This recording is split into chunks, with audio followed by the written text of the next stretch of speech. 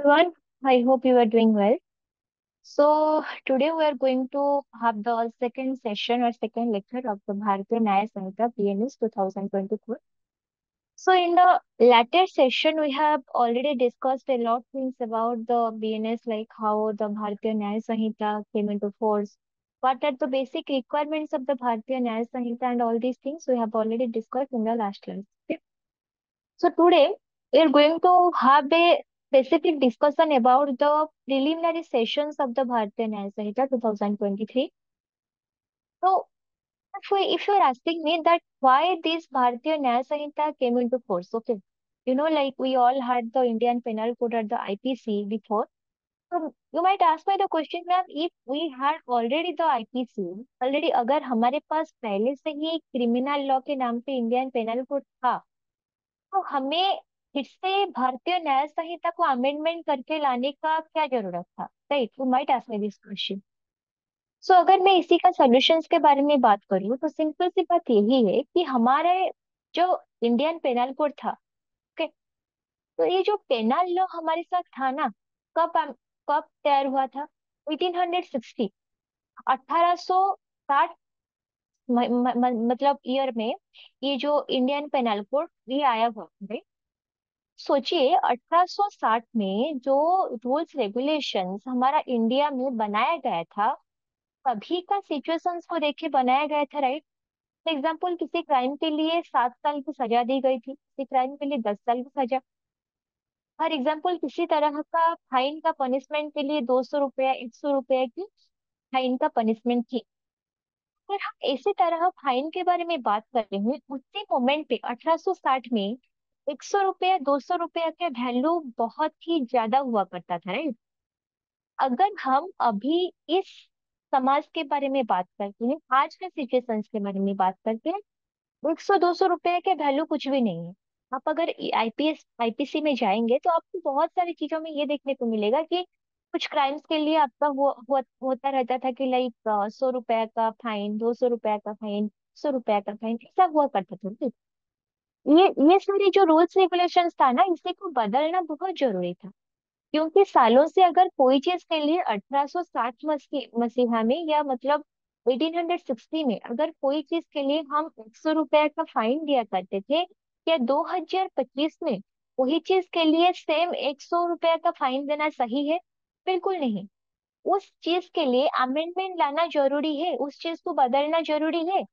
क्योंकि उसी टाइम पे क्राइम का रेट जितना था, क्राइम का सिनेरियो जितना था, बदलते समय के साथ साथ बहुत सारी चीजें बदल चुका है। काफी सारी चीजों में परिवर्तन आ चुका है, and a lot of amendment has been happened into Indian penal code. That is why the new law that is called the Bharatiya Nyaya Sanhita 2023 that came into the force. And ये जो एक्ट है ना, ये क्यों आया है in the force? Because it wanted to make a change, make a modification in our legal system. हमारे legal system में नया तरह का मॉडिफिकेशन लाना इसी का मकसद है। और ये चाहता है कि हमारा इंडियन सिस्टम में अगर किसी भी तरह का अमेंडमेंट जरूरी है, किसी भी तरह का चेंजेस जरूरी है, उस चेंजेस को फोर्स में लाना, उस चेंजेस को सही तरीके से करना और लोगों को जस्टिस दिलाना। Got it?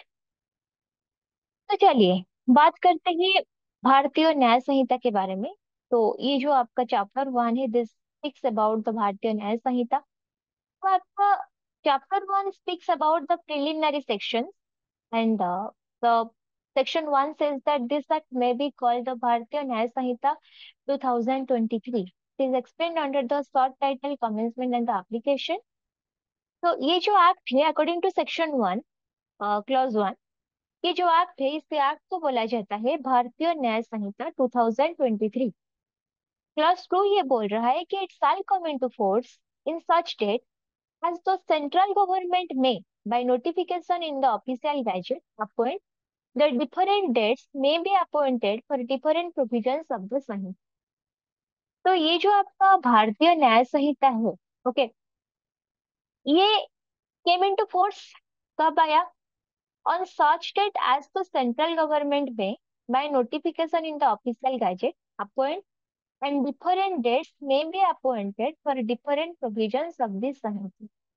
ये क्या है ना, हमारा ऑफिशियल गैजेट का नोटिफिकेशन के हिसाब से ये जो Bharatiya Nyaya Sanhita, this came into force, this will follow all the provisions of the Sanhita. हमारा इंडियन पेनल कोड पे जितने सारे चेंजेस हुए हैं, उसी चेंजेस को सही तरीके से इम्प्लीमेंट करके, उसी चेंजेस को एक्सेप्ट करके, नई तरीके से अगर हम भारतीय न्याय संहिता के बारे में बात करते हैं, so it talks about the specific features of that. Okay, तो ये हो गया आपका पहला सेकेंड क्लॉज। थर्ड क्लॉज में इट सेज दैट कि every person shall be liable for the punishment,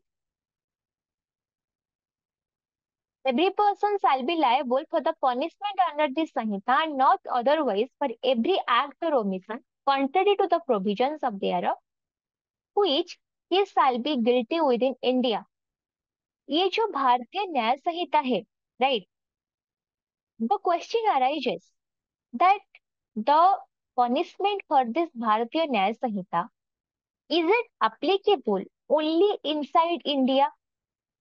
अगर हम भारतीय न्याय संहिता के हिसाब से किसी को पनिशमेंट देने के बारे में बात करते हैं, तो क्वेश्चन ये आ रहा है कि क्या पनिशमेंट, क्या भारतीय न्याय संहिता का जो पनिशमेंट का सिस्टम है, is it applicable only inside India? India के अंदर ही किसी का पनिशमेंट एप्लीकेबल है? The answer is no. India के बाहर भी हम इसी का पनिशमेंट के बारे में बात कर सकते हैं।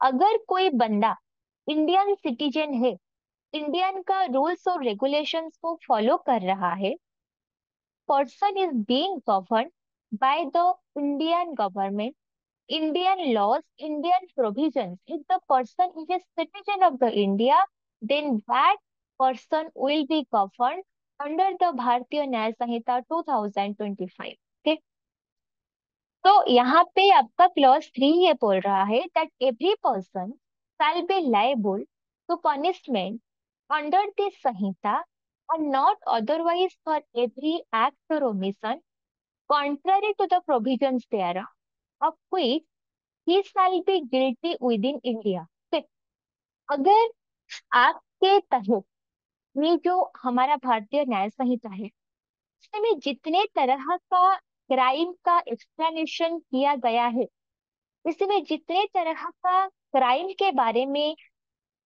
में ओमिशन के बारे में बात की गई है, अगर हम एक्ट के बारे में बात करते हैं तो एक्ट का मतलब क्या होता है? एग्जाम्पल, आपने किसी का मर्डर किया, आपने किसी का रेप किया, तो ये क्या हो गया? आपका एक्टिविटी जहाँ पे आप किसी को नुकसान पहुंचा रहे हैं, that is the call of your omission. क्या है ओमिशन? मतलब किसी बात को छुपाना। जैसे कि हमको पता है, हम फ्रॉड के बारे में बात करते हैं, हम किसी बात को छुपा रहे हैं, that is that for example the activity of the fraud, the activity of the coercion, जबरदस्ती किसी के थ्रू किसी काम करवाना। अगर मैं आपसे कोई बात छुपा रहा हूँ, आपसे झूठ बोल के कोई सिग्नेचर मैंने ले लिया, that is a criminal activity और not? Yes, that is a criminal activity. The act omission, अगर मैं किसी भी स्पेसिफिक बात को छुपा रही हूँ, if I am hiding something, that is also act of a crime. Yes, you got it.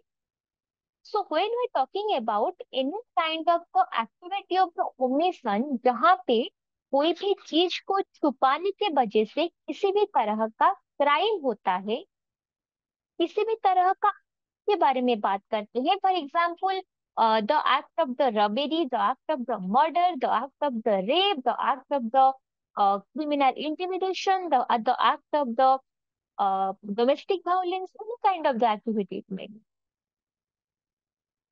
So the act or the omission which is contrary to the provisions of the Indian Penal Code और भारतीय न्याय संहिता, जो कि भारतीय न्याय संहिता के हिसाब से गलत है।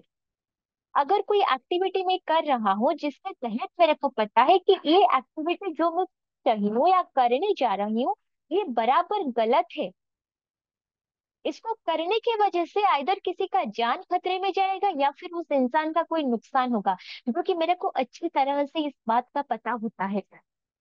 अगर मुझे पता है कि मैं इस टैंक का कोई रिपेयरिंग नहीं कर रही हूँ या फिर मैं इसी को नेग्लेक्ट कर रही हूँ, फॉर एग्जाम्पल मैं एक डॉक्टर हूँ, ओके, मेरे को पता है कि मगर अगर मैं इस पेशेंट को इस दवाई टाइम पे नहीं दे रही हूँ, then the patient is going to die, know it very clearly, कि मेरे को इस पेशेंट का सही तरीके से ट्रीटमेंट करना पड़ेगा। अगर नहीं करती हूँ तो उस पेशेंट को नुकसान हो जाएगा।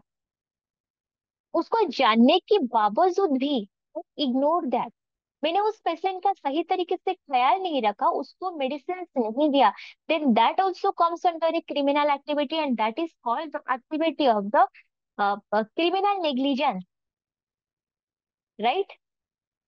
तो negligence is also a kind of crime.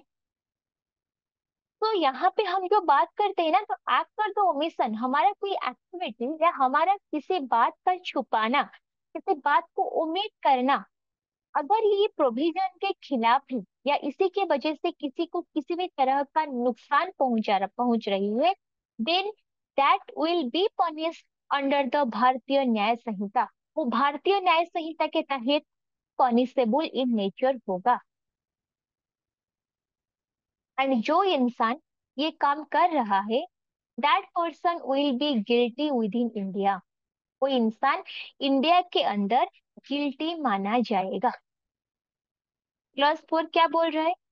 A person liable by any law for the time being in force in India to be tried for an offence committed beyond India shall be dealt with according to the provisions of this Samhita for any act committed beyond India in the same manner as if such act had been committed within India।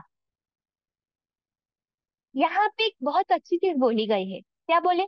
Any person liable bye the law for the time being in force in India to be tried for an offence committed beyond India shall be dealt with according to the provisions of this Samhita for any act committed beyond India in the same manner as if such act has been committed within India। Okay, अगर आप एक Indian citizen है, okay, any person liable by any law for the time being force in India, अगर आप एक Indian citizen है, आपके ऊपर इंडियन लॉ लागू है, फॉर एग्जाम्पल मैं एक कनाडियन सिटीजन हूँ, मैं एक इंडियन सिटीजन हूँ, बट मैं कनाडा जाके वहां पे कनाडा का सिटीजनशिप एक्वायर कर लिया, सो am I a citizen of the India anymore? The answer is no। एक बार मैंने कोई दूसरा कंट्री का सिटीजनशिप ले लेती हूँ, then I have to leave the citizenship of the India according to the Indian law. हमारे इंडियन लॉ में ये चीज क्लियरली बताया गया है कि एक इंसान एक टाइम में दोनों दोनों कंट्री का सिटीजनशिप एक साथ जारी नहीं कर सकती। अगर मैं एक इंडियन सिटीजन हूँ तो मुझे इंडियन सिटीजन बन के ही रहना पड़ेगा, मुझे मुझे कोई दूसरे स्टेट का सिटीजनशिप नहीं लेना है। अगर मैं कोई इंडियन होके दूसरे स्टेट का सिटीजनशिप ले रही हूँ या दूसरे कंट्री का सिटीजनशिप ले रही हूँ, I have to leave the citizenship of the India. That means if I am an Indian, then I have to be an Indian completely. I have no option to carry the dual citizenship। Dual citizenship का जो प्रथा है ना, वो USA में चालू है। USA पे अगर आप यूएसए में आपको दो सिटीजनशिप मिलती है। यूएसए में अलग अलग तरह का स्टेट होता है ना, यूएसए का जितने सारे स्टेट्स है ना, हर एक स्टेट का अपना एक सिटीजनशिप होता है, राइट? तो यूएसए का हर एक स्टेट का अगर अपना अपना सिटीजनशिप होता है, वो स्टेट सिटीजनशिप के साथ साथ उनको यूएसए का सिटीजनशिप भी दिया जाता है। That is why we call the USA we gives the dual citizenship, जहाँ पे आपको यूएसए का एक मतलब as you are the citizen of the USA you get one card जहाँ पे आपको यूएसए का सिटीजन बताया जाएगा। दूसरा, यूएसए का जो भी स्टेट से जो भी एरिया से बिलोंग करते हैं, उसी एरिया का अलग से सिटीजनशिप कार्ड आपको इशू किया जाएगा। बट इंडिया पे ऐसा नहीं होता। इंडिया पे हिमाचल प्रदेश पे रहो, बिहार पे रहो, तमिलनाडु पे रहो, वो महाराष्ट्र में रहो, गुजरात में रहो, उड़ीसा में रहो, पंजाब पे रहो, कहाँ पे भी रहो, जम्मू कश्मीर पे भी रहो, हम आपको ये नहीं बोलेंगे कि आप पश्चिम बंग से आए हैं, आप उड़ीसा से आए हैं, आप महाराष्ट्र से आए हैं, आप गुजरात से आए हैं। हम आप एक चीज बोलेंगे, आप इंडियन है और इंडिया से आए हैं, that's it. The India follows only single citizenship, that is called the Indian citizenship. Got it? India follows the only citizenship that is called the Indian citizenship. यहाँ पे अगर हम संहिता के प्रोविजन के बारे में बात करते हैं, right, we know the India provides the only citizenship. Okay, तो यहाँ पे हमारा ये प्रोविजन है कि अगर कोई इंडिया से बाहर जा रहा है, उसका एक स्पेसिफिक लिमिट होता है। जब तक आप इंडिया बाहर रह के भी आप एक स्पेसिफिक, फॉर एग्जांपल मैं यूएसए को ट्रैवल कर रही हूँ for a specific time period, मैं 1 साल के लिए, 2 साल के लिए एक वीसा, अपना वीसा पासपोर्ट लेके यूएसए जा रही हूँ, that not means that I will become the citizen of the USA, no ना। मेरा अपना इंडियन सिटीजनशिप कायम रहेगा। मैं यूएसए काम के लिए जा रही हूँ, मेरे पास 2 साल का वीसा है, 2 साल के अंदर मेरे को मेरा काम खत्म करके अपना अपना कंट्री वापस आने का, राइट। तो यहाँ पे जो हम सिटीजनशिप के बारे में बात करते हैं ना, वो इतना सिंपली, इतना आसान नहीं होता। अगर आप कोई दूसरे स्टेट में जाके कंप्लीटली सेटल हो जाते हो, जैसे कि मैं यूएसए जाती हूँ, मैं वहां पे 5 साल 6 साल रह रही हूँ, मैं अपने वहां पे जॉब कर लिया, वहां पे शादी कर लिया, अपने बच्चों को, अपना हस्बैंड को वहां वहां पे ले ली, मैं वहां पे परमानेंटली सेटल हो गई, then I am eligible to get the citizenship of that country. पर एक बार मेरे को उस कंट्री का, दूसरे कंट्री का सिटीजनशिप मिल जाती है, तो मेरे को उस कंट्री पे ही रहना है, मुझे इंडिया का सिटीजनशिप छोड़ना पड़ेगा, और मेरे को उसके बाद से इंडिया का सिटीजन नहीं बोला जाएगा। और जब मुझे इंडिया का सिटीजनशिप छोड़ना पड़ेगा, इसी का मतलब ये है कि इंडिया का कोई भी लॉ मेरे ऊपर एप्लीकेबल नहीं होगा। तो ये जो आपका भारतीय न्याय संहिता है, बीएनएस है, पेनल लॉ है, ये भी तो इंडियन लॉ का एक पार्ट है ना। तो अगर इंडिया का कोई भी लॉ मेरे ऊपर एप्लीकेबल नहीं होगा, तो ये लॉ भी मेरे ऊपर एप्लीकेबल नहीं होगा, राइट। तो यहाँ पे जो बोल रहे हैं ना, द पर्सन हु इज मतलब bound by the laws of the India, any person liable by the law for the time being in force in India, the person who is liable by the law in force of the India, Indian law के साथ जो जुड़ा हुआ है, जिसके ऊपर Indian law applicable है, कौन है वो? इंडियन सिटीजन ही है। अगर कोई इंडियन सिटीजन बाहर कंट्री में जाके उस कंट्री का सिटीजनशिप ले लेता है, उस कंट्री का सिटीजन बन जाता है, then that person is not considered as a Indian citizen, ध्यान रखना। बट अगर वो इंसान इंडिया पे ही रह रहा है, बट कुछ काम के लिए, कुछ पीरियड के लिए वो बाहर कंट्री पे गया है अपना काम निपटाने के लिए, तो वहां पे परमानेंट नहीं रहना है, उसी को इंडिया वापस आना ही है, उसके ऊपर इंडियन सिटीजनशिप लागू है, वो इंडिया का सिटीजन ही है, बस बाहर गया है काम करके फिर वापस आ जाएगा, then that person is still called as a citizen of the India. हमारा इंडियन है, वो इंडिया पे रहे या भारत के बाहर रहे, कहीं किसी, इस पूरे दुनिया के कोई भी कॉर्नर पे जाए, जब तक इंडिया का आइडेंटिटी उसी के साथ है, that person is called a Indian. तब तक इंडियन लॉ उसके ऊपर एप्लीकेबल होगा जब इंडियन सिटीजनशिप उसी के साथ है, और जब तक वो कोई दूसरे कंट्री का सिटीजनशिप एक्सेप्ट नहीं किया है,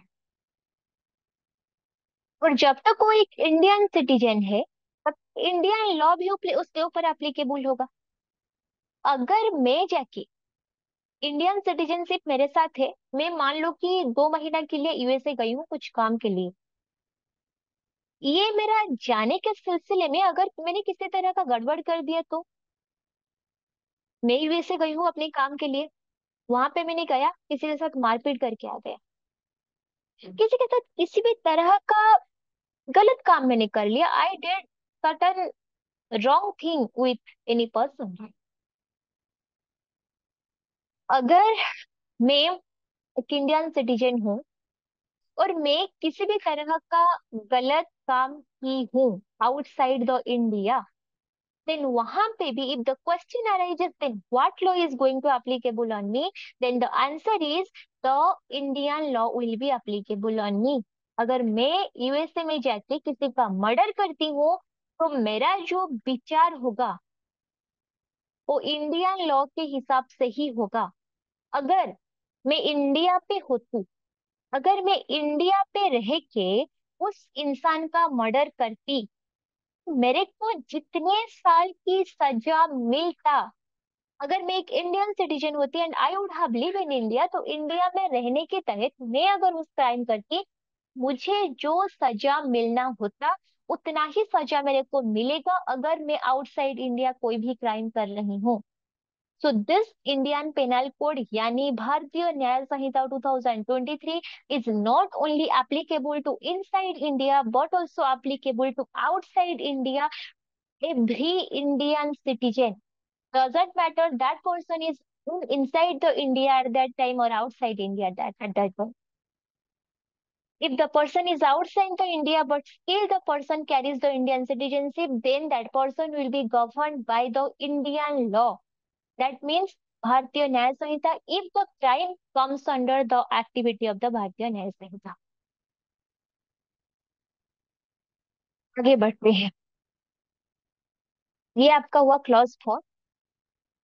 क्लॉज 4 पे हलभर ये बोला गया कि अगर किसी भी तरह का एक्टिविटी इंडिया के अंदर होती है, विद इन इंडिया हो रही है, तो इंडियन लॉ के हिसाब से अगर किसी भी तरह का पनिशमेंट आपको मिलना होता है, अगर आप इंडिया में रह के वो क्राइम करते तो आपको जितना पनिशमेंट मिलती, इंडिया के बाहर रह के अगर आप वो क्राइम कर रहे तो आपको बराबर का पनिशमेंट मिलेगा, उतना ही पनिशमेंट भुगतना पड़ेगा जितना पनिशमेंट अगर आप इंडिया पे रहते और वो क्राइम करते तो आपको मिलती।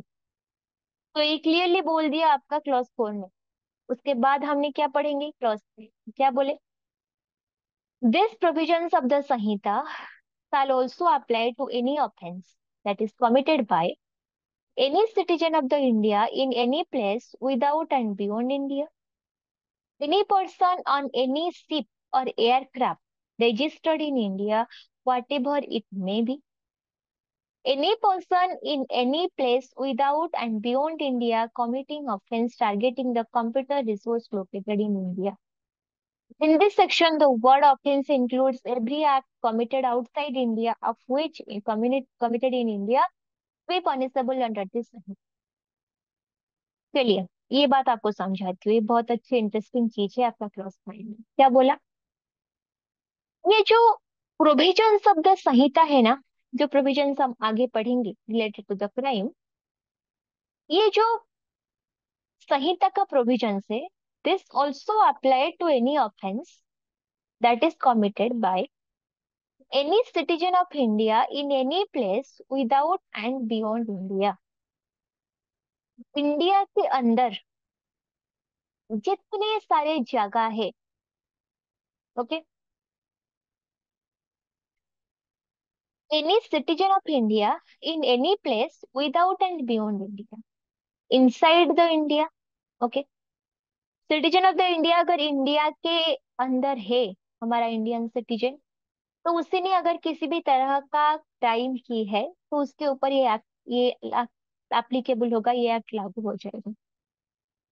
अगर हम बियॉन्ड इंडिया की बात करें तो अगर हमारा, जब भी थोड़ी देर पहले आपको क्लॉज 4 में मैं समझा रही थी ना कि अगर वो इंडियन सिटीजन है, बियॉन्ड इंडिया गया हुआ है, बाहर इंडिया के बाहर गया हुआ है एंड कोई भी ऐसा क्राइम की है जो कि इंडियन लॉ के तहत आता है, then that person is also be punished under the Indian law and as the Bharatiya Nyaya Samhita 2023 is a part of the Indian law, then that act will also be applicable to every kind of the crime that happens beyond the India. So these provisions of this Samhita also applicable to any offense that is committed by any citizen of the India in any place without and beyond India. India के अंदर हो या India के बाहर कहीं पे भी, अगर वो इंडियन सिटीजन है, किसी भी तरह का क्राइम की है, then that person will be liable under the Indian law, that person will be totally punishable under the Indian law. ये बात आपका एक्सप्लेन किया गया है clause 5 plus subsection 5 and clause 8 के अंदर। उसके बाद आपका आता है क्लॉज बी। क्या बोलता है ये? Any person on any ship और aircraft registered in India whatever it may be. तो हम अगर किसी भी तरह का ना शिप और एयरक्राफ्ट की बात करते हैं, ओके, तो देखिए, हमारा ये जो कम्युनिकेशन का सिस्टम है ना डे टू डे लाइफ में, वो 3 तरह से होते हैं। हम मतलब वाटर सोर्स में जाने आना जाना करते हैं। दूसरा होता है आपका अ, अ, क्या बोलते हैं उसी का, लैंड का मीडियम होता है। तीसरा एयर मीडियम होता है। हम रास्ते में चल के जाते हैं, हम आसमान पे फ्लाइट पे ट्रैवल करते हैं, या फिर हम पानी में बोट के थ्रू जाते हैं।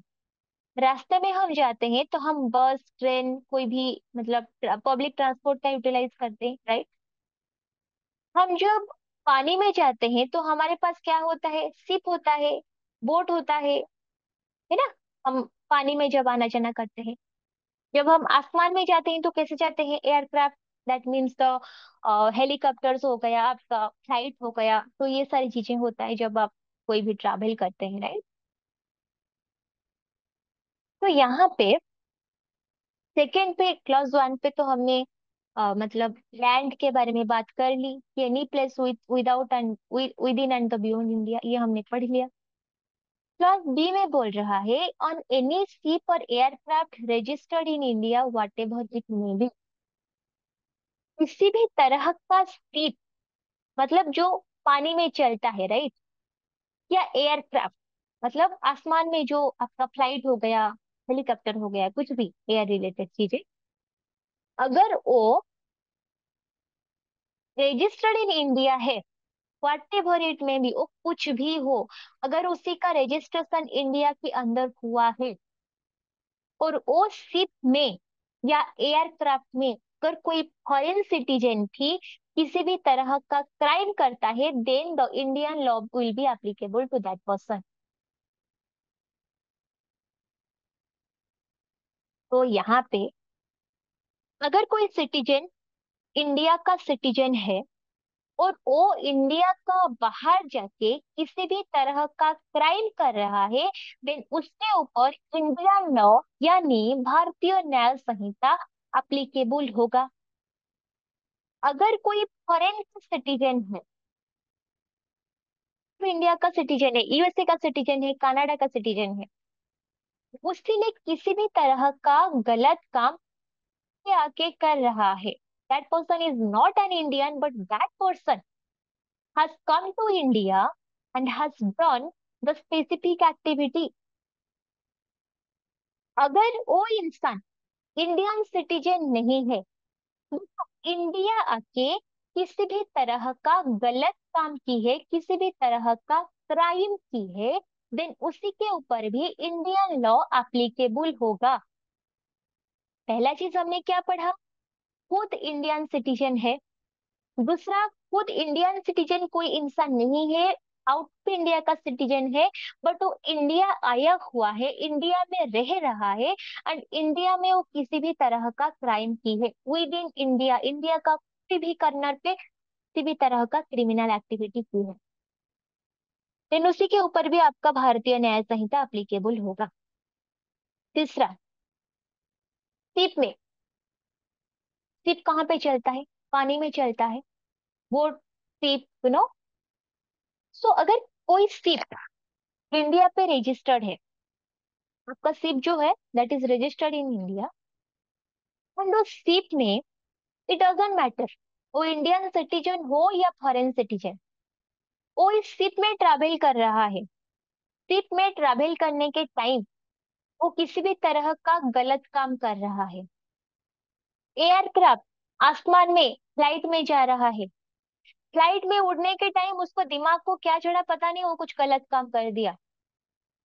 वो शिप हो, पानी में चल रहा हो, या एयरक्राफ्ट हो, आसमान में उड़ रहा हो, कोई फर्क नहीं पड़ता। अगर वो शिप या एयरक्राफ्ट इंडिया पे रजिस्टर्ड है, if that ship or aircraft has been registered in India, then it doesn't matter who is in that ship or aircraft. The person who is on the ship or the aircraft, that person is a Indian or not, ये matter नहीं करता।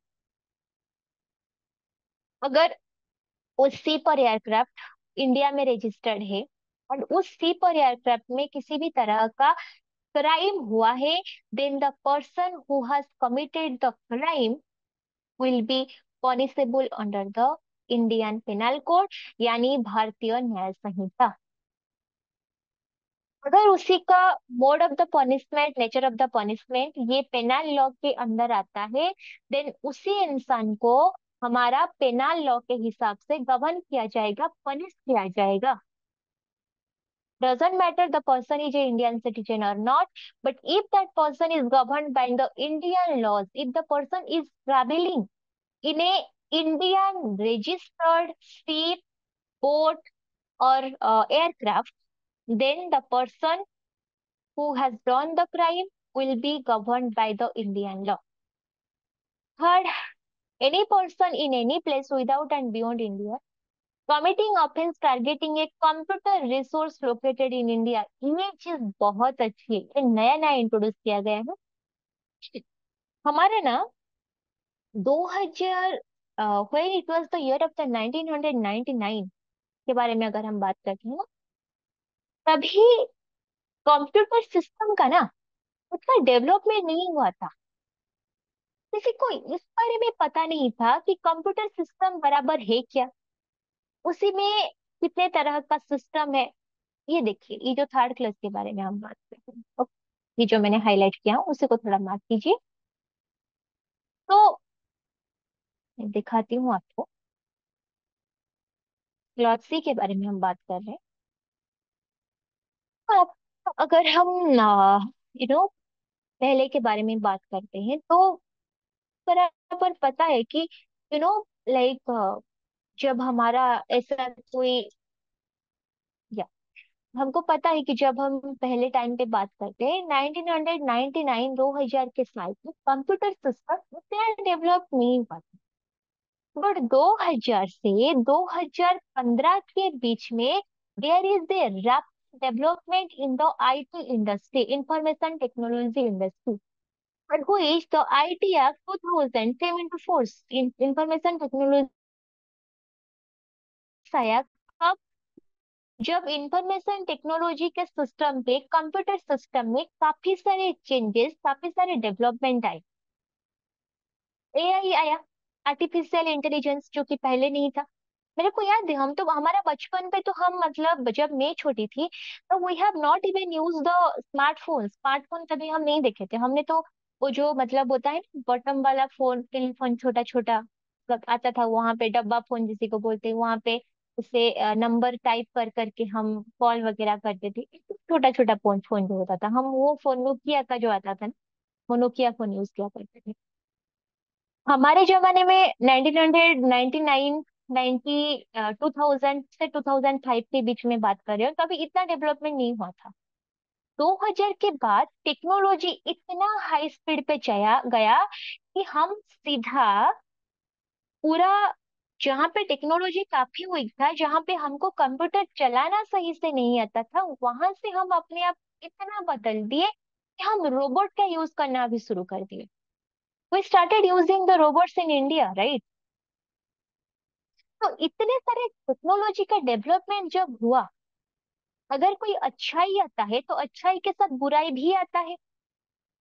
अगर कोई technology को इंसान अपना भलाई के लिए बनाता है, तो वही टेक्नोलॉजी इंसान को खत्म करने के लिए, इंसान का गलत फायदा उठाने के लिए भी यूटिलाइज होता है।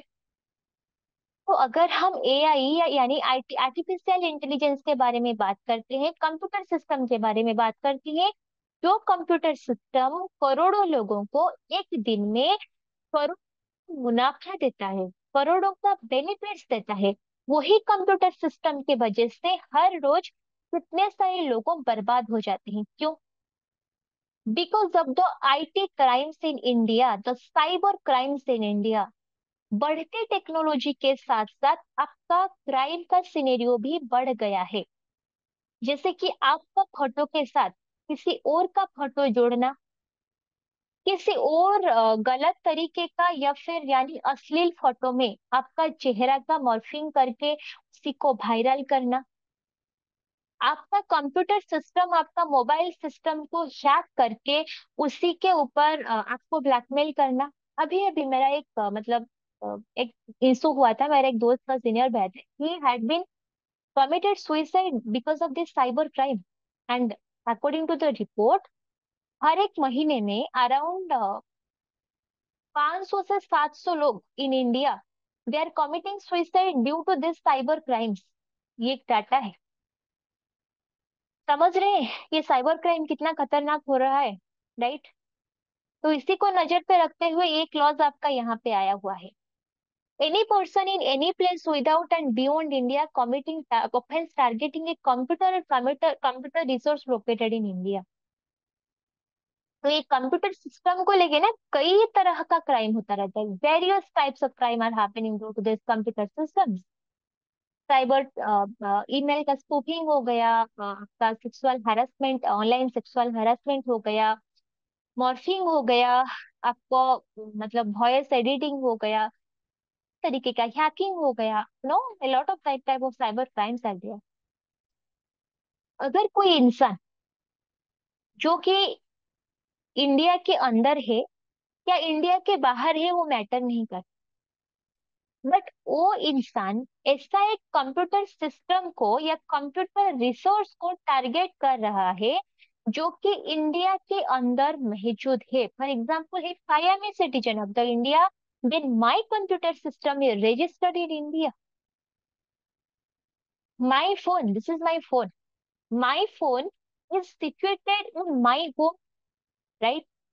My laptop or my computer where I am taking my classes, my computer is located at my no my own room, my own surrounding, right? मेरा खुद का कंप्यूटर सिस्टम, मेरा खुद का फोन जो है, that is situated inside the India और not, right?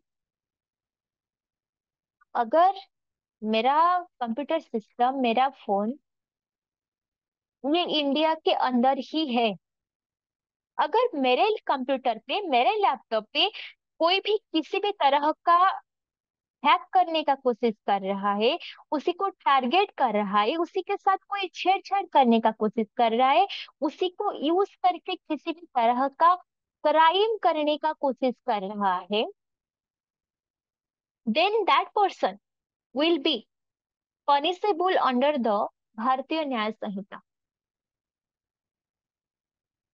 अगर उस इंसान का किसी भी एक्टिविटी के वजह से मेरे को कोई नुकसान होता है, then that person will be punishable under the Bharatiya Nyaya संहिता। क्योंकि आईटी एक्ट के प्रोविजन भी भारतीय न्याय संहिता पे अडन किया गया है। बट दैट को अप टू ए कंडीशन कि मेरा ये जो कंप्यूटर सिस्टम है ना, that should be placed within the India. The computer resource और the computer system that is located in India, जो कि इंडिया के अंदर है, अगर उसी को टारगेट करके किसी भी तरह का ऑफेंस एंड क्राइम हो रहा है, then that person, then that type of crime is being punishable according to the Bharatiya Nyaya Sanhita. Okay, and it is very very mandatory that the computer system or the computer program or the telephone or the mobile phone that should located inside India। का जो system है, जो hack हो रहा है, जो track हो रहा है, जिसी के यूटिलाइज करके किसी भी तरह का क्राइम हो रहा है, वो रिसोर्स इंडिया के अंदर ही होना चाहिए। तो ये बात करते हैं एक्सप्लेनेशन की। In this section the word offense includes every act committed outside India if committed in India would punishable under this नहीं। ये जो ऑफेंस के बारे में हम बात करते हैं ना, ये वो एक्ट को बेसिकली इंडिकेट कर रहा है कि अगर कोई क्राइम इंडिया के अंडर पनिश मतलब हो रहा है तो उसी को ऑब्वियसली ऑफेंसिव बोलेंगे। और अगर वो क्राइम इंडिया के बाहर हो रहा है तो कोई इंडियन सिटीजन के द्वारा हो रहा है, राइट, या फिर इंडिया के अंदर कोई फॉरेन सिटीजन के द्वारा हो रहा है, और अगर इंडिया के बाहर कोई इंडियन सिटीजन के द्वारा हो रहा है तो वो माना जाएगा। अगर वो इंडियन सिटीजन के द्वारा वो क्राइम हो रहा होता तो उसको कितना पनिशमेंट मिलता, जितना पनिशमेंट उसको मिलता अगर वो क्राइम इंडिया के बाहर होता, उतना ही पनिशमेंट इंडिया के अंदर होता, तो उतना ही पनिशमेंट मिलेगा even if that crime has been happened in outside the India. India के बाहर वो क्राइम क्यों ना हो, बट उसको ये कंक्लूड किया जाएगा कि वो क्राइम इंडिया के अंदर ही हुआ है, राइट। उसका इलुस्ट्रेशन देखते हैं। A, who is a citizen of the India, commits a murder in any place without and beyond India. He can be tried or convicted of murder in any place in India in which he may be found.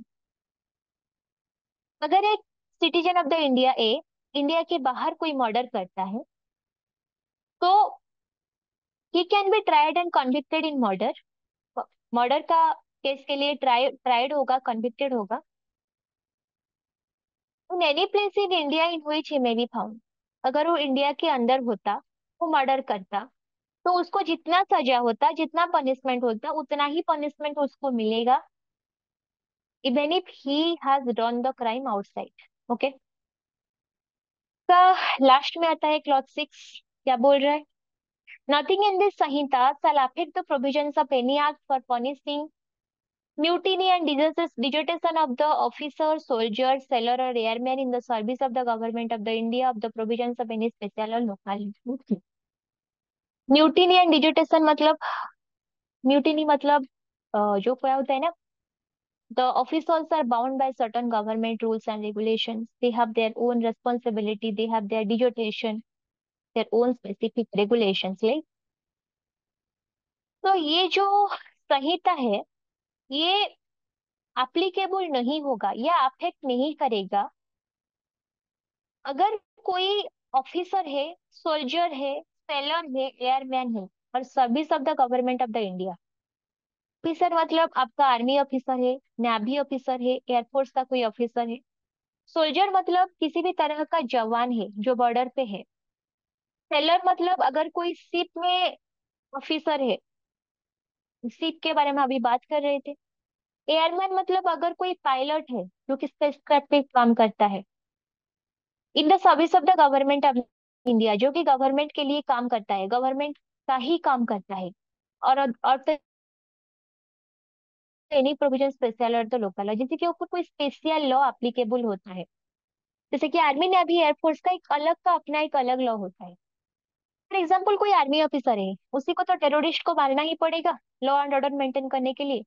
क्या हम उसी को ये बात के लिए punish करेंगे कि आपने क्यों मर्डर किया? नहीं ना। कोई पुलिस ऑफिसर है, कोई गुंडे को पकड़ना चाह रहा है, वो गुंडा पकड़ने ही नहीं आ रहा है, वो उसी को पैर को गोली मार दिया, उसी को, उसको कोई दूसरा रास्ता नहीं था।